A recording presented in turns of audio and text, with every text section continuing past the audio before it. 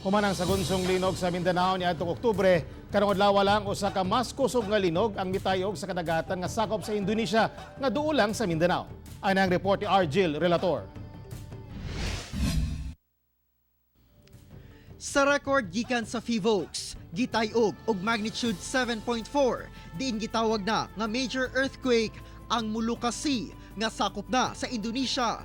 Alas 12:18 kaganihang kadlawon, oras dinhi sa Pilipinas. Then naramdaman po siya sa bandang Sarangani. Then intensity 2 po sa Zamboanga City.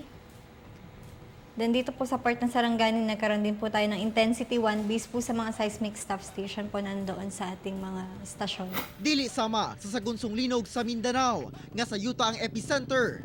Sa karagatan ni Igo ang sa Indonesia, busa isaka ang tsunami warning. Coastal area sa maong nasud.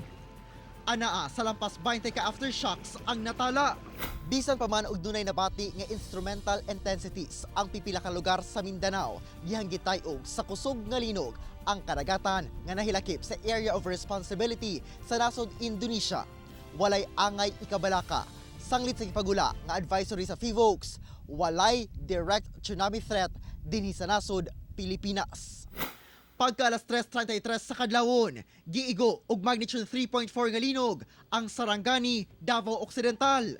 Doon na pa'y nisunod nga mga pagtayog sa Tulunan, North Cotabato, apan mas ubos ang gikusgo ni ini. Hindi naman po natin na may mga susunod po na mga magnitude na ganong kalaki.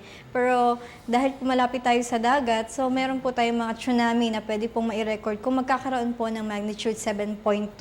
So sa ngayon po, hindi po tayo nagbibigay ng information na may mga susunod po na ganong kalaki dito sa Pilipinas dahil hindi naman po natin alam kung kailan po mag-o-occur ng isang earthquake.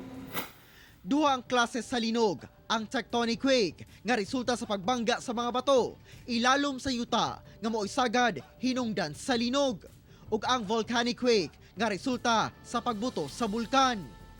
Human ang hapit mag-usa na ka bulan gikan sa unang kusog nga linog niadtong October 16 sa Mindanao nga naa sa magnitude 6.3. Niabot na sa 3,599 ang recorded aftershocks. Din 234 niini ang nabati sa mga tao tungod na sab sa gikusgon sa pagtayog. Kauban si Jojo Sularte sa kamera. Ako si Argil Relator para sa One Mindanao.